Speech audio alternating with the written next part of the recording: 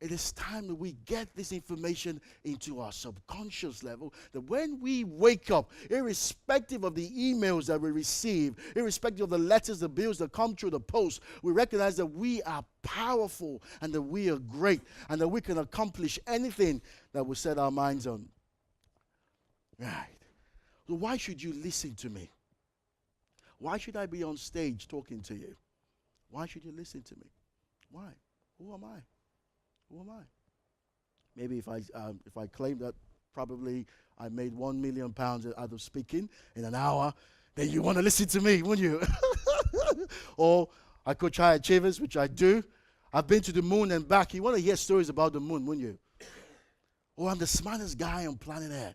You probably want to pay a low premium to be here, wouldn't you? But none of that. Why should you listen to me right now? Come with me. I'll share with you my story. So it'll be theatrical right here now. Okay. Come on, say aye. Come on, say aye. You know, I was on stage 1999 in the city. Now, I was only two kinds of weathers. It's either raining or it's not raining. In a city called Lagos, Nigeria. Yeah, I was on stage. Yes, you could do anything that you set your mind on. Where you're sitting right there. Large auditorium with full of students, with white and white with the ladies and white with the men, white uniforms, all dressed up. The ceiling same as this, white painted ceiling, green painted wall, and to your right you could see a large piece of land through a wooden windows. You could literally see the sun. You could feel the ray of the sun coming through. And through you could see from afar a large pitch, football pitch, people playing football. You could almost hear them screaming, yeah, yeah. And you could also hear the chirpings of the birds chapping away. And here I was on the stage at an elevated hall. This is quite different. The stage was quite elevated to the top. Mahogany flied walls. You know what I'm saying? It was quite right up there. And I was like, yes, you could do anything. There's nothing that you can't do. As a matter of fact, you are special. I had just given a powerful speech as the president of the school fellowship. I just given a powerful speech right there. And people were screaming, yes, yes, Kelvin, yeah, yeah, yeah. We're just preparing for a final year examination. And I just given them a very good motivational talk. Yeah, yeah, you could do it. Yeah, you could do it. Come with me. 2 months after, just as you do, you go back to school to pick up your results. And there I was, with my friends, because I was the president of the fellowship. So I was like, the big boy, standing in there, like, bouncing, as you do. And then you have your excos and your executives all around you, and you're following you. And then we go to the class to pick up our results. And, you wait there, and Kelvin Uchemefune, yeah. Okay, your results. Here we go. Take my results, go back to the back. Hey, I'm coming around. Yeah, you guys hold on. Yeah, that's me right there, yeah. Hello. Yeah, I know. I'm also bold this quickly. English. Huh? F9. No. No, this can't be true. Maths. F9. Oh. How's your score, Kelvin? It's okay. F9 means failure. Biology. Chemistry. Physics, geography, failure. F9 all around. I'm like, so what's wrong here? These guys have got the wrong person here. Come on now. Kelvin, you haven't passed. You have been required to resit the class again. Like, are you joking me? And then, how's your results? It's fine.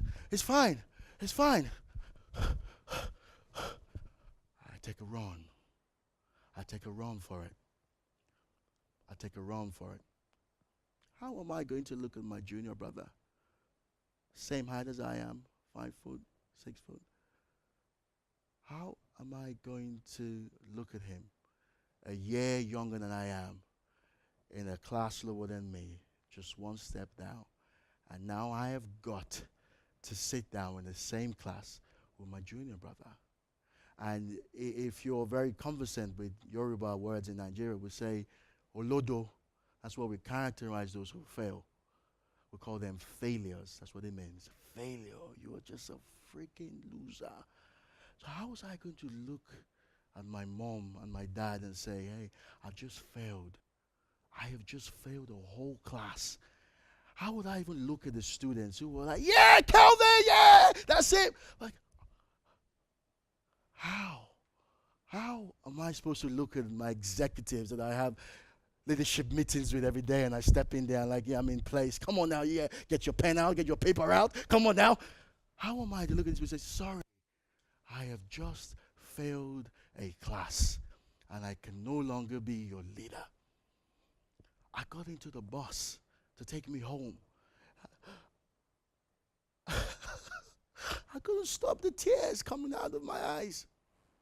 Because how will I look at everybody and tell them, look, I just failed. I just felt like the bus could just keep going and never stop. Here I was in my room crying, and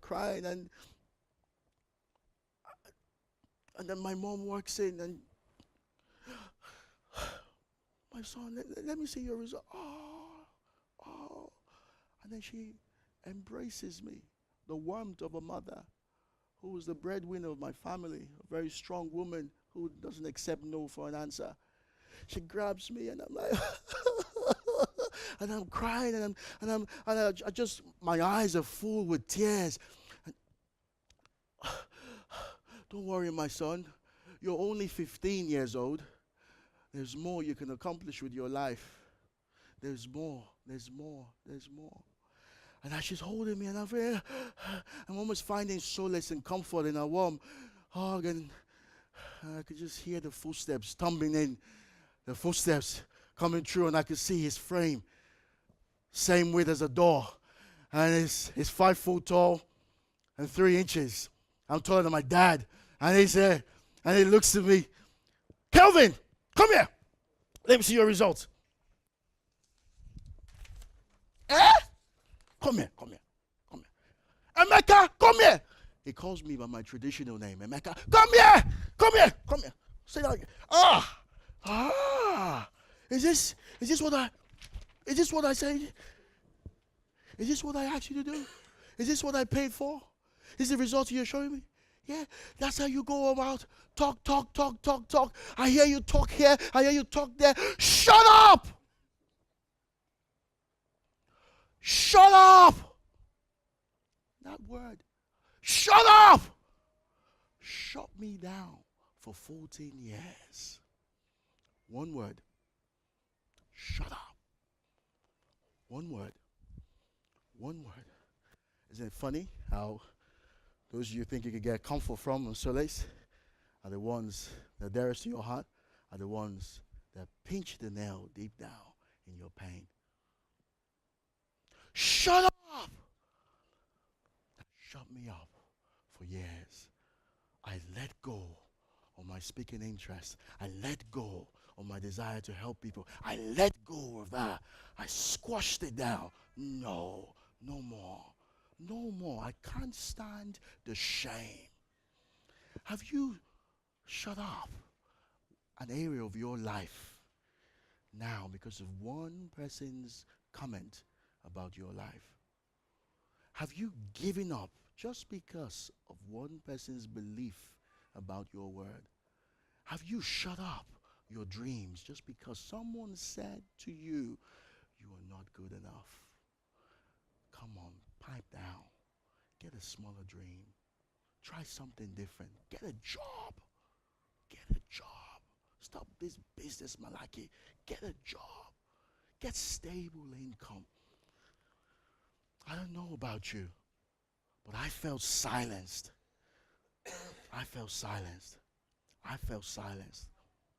Come with me. 10 years later, this time around, I'll say. Stepping on stage this time around, This time around, I'm not to give a speech. This time to shake the hands of the Vice Chancellor of the University of Portsmouth. I've just been awarded a master's degree in business and management. The first in my family to achieve a master's degree. Here I was on stage. I could do it. I've done it. I could talk to my dad and I said, I did it. What happens when you get a degree? When you graduate from university, what's next? What's next, bro? A large bill to pay off. What else? Get a job. Get a job, Kelvin, now. You're the big shot now, Kelvin. Get a job. Get a job. Right. Agency, right. Sorry, Kelvin. It's unfortunately, you have not been qualified. Sorry, Kelvin. You have just passed the first test. Sorry, you haven't passed the written test. Sorry, we're going to say no. Decline and rejection and rejection and rejection. And I go back into my room and here am I again, failing in life again. And I could almost hear the words of my mother echoing through my midnight hour. And she says, you're only 25 years old. You can accomplish more. There is more. There is more. There is more. There is more. Who is speaking positive into your life? Who is motivating you? Who is encouraging? Who is your home court advantage? Who is your source? And you can always fall back in. Sometimes I fall back, Steve, I can't do it. Steve, I don't know where I'm going next, Steve. And they say, yeah, let's have a chat. Who is your source of strength? Who motivates you? Who helps you? That word from my mother pushed me on. I said, all right then, I'll take any job. What do you need me to know? I can speak, I can listen, I can talk, I'm good at maths. What do you want? All right, Kelvin, there's a job here for you now. Come on, can you speak? I can speak. Can you talk? Can you understand the screen? I can understand the screen. Great. You don't need your degree? No, we don't need your degree. We don't, keep the qualification down. Just come in here. Work in the call center, work with Zurich, work with the credit union, and then work with the bank, and I didn't use my degree. All of that didn't help me.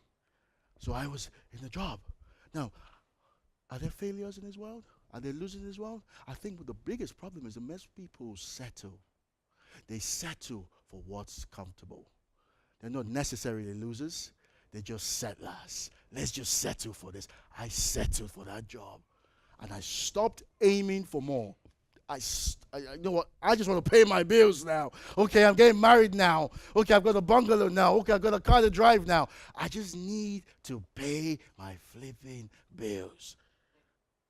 And then it got to a point in life I realized, okay, my friends who got graduate jobs, okay, let's compare and contrast. Okay, they're earning 50 grand or 40 grand. Okay, I'm earning this if I do a bit of overtime catch up. And I did the overtime, and I was catching up. Oh, yes, my pay home, same as your pay home. All right, it's good. And then I burnt out. And I got to a point that I just couldn't take it no more.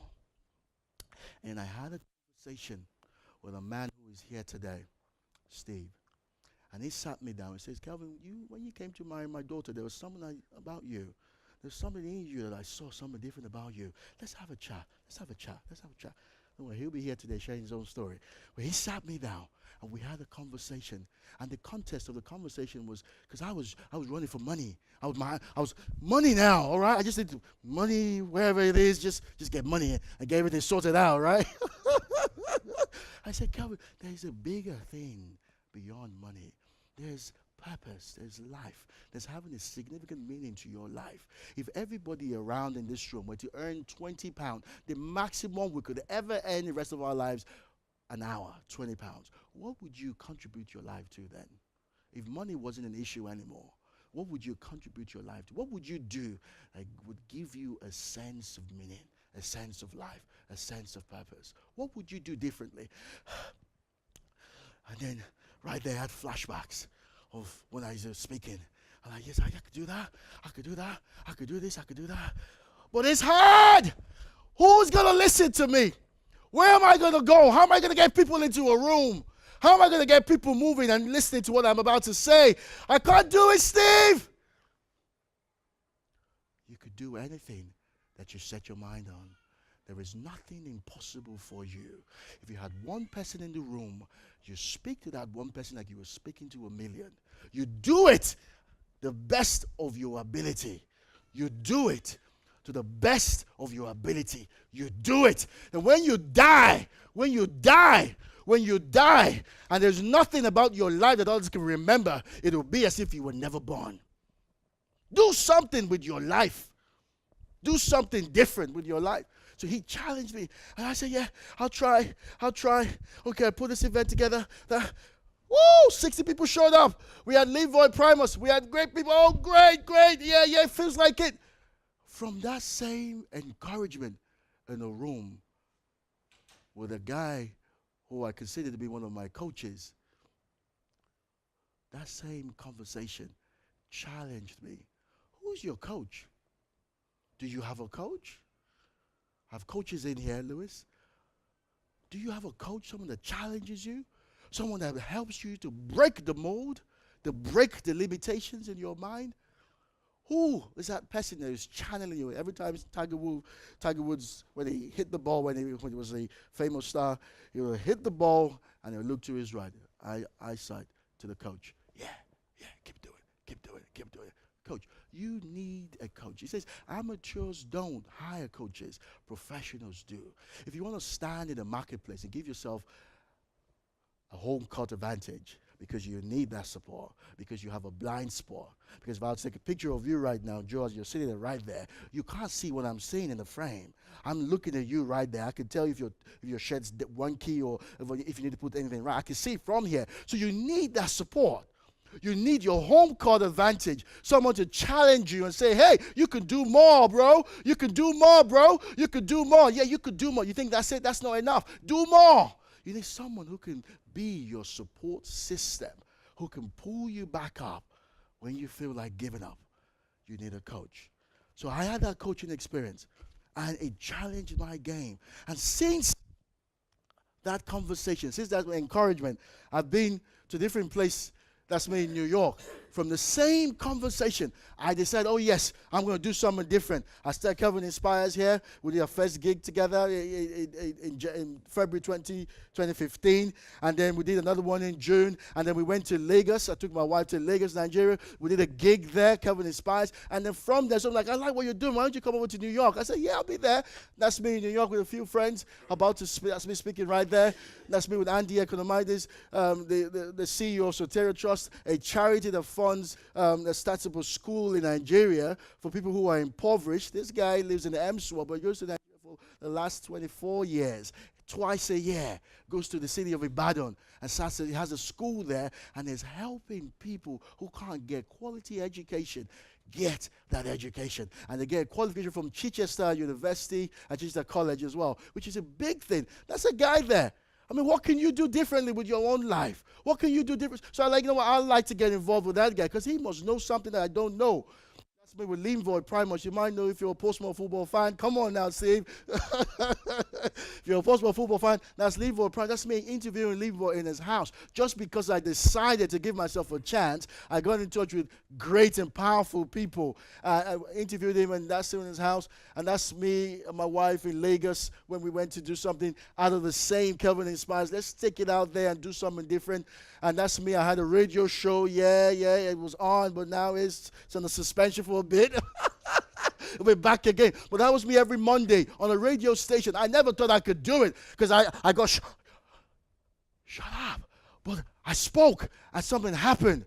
So what would happen if you start up with your own dream? What would become of your life, Callum, if you start with your own dream and your own vision? I mentor young students with the Educational Business Partnership EBP, and we mentor young people in different schools. Now that's Soteria Trust, that's the school in Ibadan, that's Andy doing a great job, and I'm an ambassador of it. Wherever I go, I always talk about Soteria Trust so you can understand that they're doing something bigger. It's just bigger than our own self, isn't it? It's bigger than what we can claim. So yeah, that's why you should listen to me, because I've gone through that, and I'm still going through that, and this is still not the best part of me yet, but this is me giving a damn about doing something different with my life. So very quickly, before I hand over, before we go for a break, I'm going to talk about the intellect.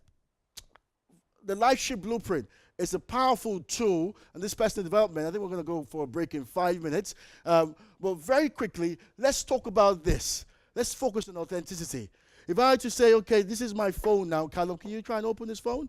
Can you try and open it? Try and get into it? The difficulty is you're going to spend hours trying to do that and realize, yeah, you see you can't do it. You don't know my password? Exactly. And now I can do it with my fingerprint. And it opens, right? So it opens my fingerprint right now because why? My fingerprint is unique. I am so unique that there's nobody, 7 billion people on earth, do not have anything to do with my fingerprint. As a matter of fact, the iPhone X now, you do the face print. Face print now. My face, the contours of my face, the shape of my face is unique to my personality. So if I decide to live life out of my uniqueness, I will only die a cheap photocopy, won't I? So there's something different in you. There's something different about you, Callum. Nobody says it how you say it. Nobody does it how you do it. Nobody thinks about it how you think about it. It is your own magic to life. When you think life is playing a game, and life is giving you a gift of your uniqueness. So shine, Callum. Shine, Joe. Shine, Kenny. Shine, Kofre. Shine, Lewis. Shine. Shine with your uniqueness. And do not apologize for being unique. Because that is your greatest advantage. Your uniqueness. Authenticity. What is your message to the world? Accuracy. I said, would you just quickly stand up before we go? Just stand up quickly. Just stand up quickly. And then just close your eyes. And then make your way to the toilet, please, while closing your eyes. Make your way to the toilet. Come on. Do that. Sit down, gentlemen. You can't do that, can you? You're going to bump into this and bump into that and maybe crash the fit. It's just going to be like those two men trying to find a way out. The blind leading the blind. You know, you can imagine the disaster. What's that? Danger right there. So what am I saying? Accuracy. You need vision. Why do you want to live the next 20 years of your life without vision? You've lived all you've done up until where you are now. This is where you are now. But to get to the next higher level of your life, you've got to act differently. You've got to think differently. You've got to bring in a different level of thought process into this game called life. You've got to have a vision. Have a vision. Where do you want to be in the next 5 years? Where do you want to be in the next 10 years? What do you see about yourself? Where do you see yourself in the next few years? In the next few months? In the next few days? In the next few moments? Next few hours? Next few minutes? What are you going to eat for lunch? Have you seen it? Have you had a vision of that? Come on now. Have a vision. Attitude. We'll stop here now. And we'll come back 10 minutes from now. Have you been inspired? Have you been touched? Come on. Can I get a response? This is the interactive session now. Have you felt good about today? Yeah. Have you had a good sense of self-awareness about yourself? And what's possible out of your life? What you could do? What you could generate? I'm not different from you to that extent. In other words, I'm unique. You're unique. I haven't got two heads. I've got the same feature of your body as you do. All right? So you can do anything that you set your mind on. You could do better. You could do better than what has been discussed so far. You could do a lot more with your life. And my goal is that you get out of here energized and empowered to do something more. Come on. Yes, sir. Yeah. Round of applause. Come on.